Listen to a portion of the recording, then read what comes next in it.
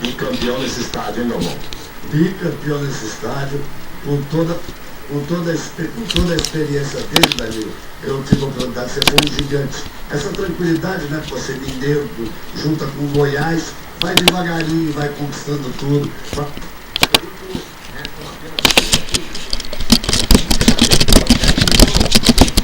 No rumo 32.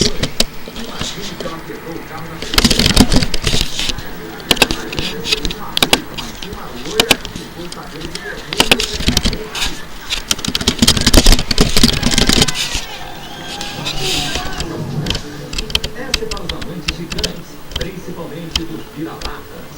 Uma briga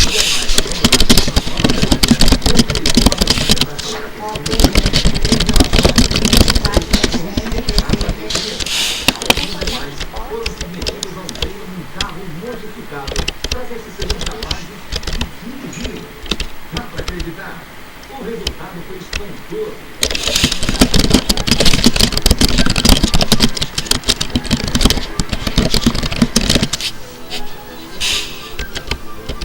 Esse é Potter, o primeiro cão do mundo. Muito lag. Ele vai que vai, com a ajuda da treinadora ao seu lado e com os pedais do carro totalmente adaptados à velocidade.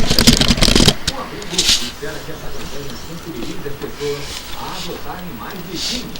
E a gente também, porque eles detonarem. Falou, galera, só isso. Tem esse também que eu vou passar pra vocês verem como é de conhecer fácil. Um bate-campo muito criativo, feito por meu amigo Boom.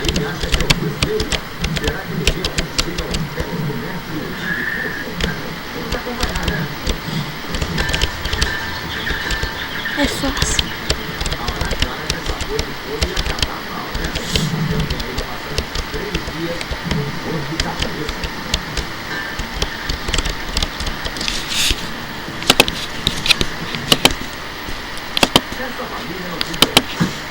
Estão tudo preparados com muito carinho. Parabéns, Corinthians, bicampeão mundial corintiano.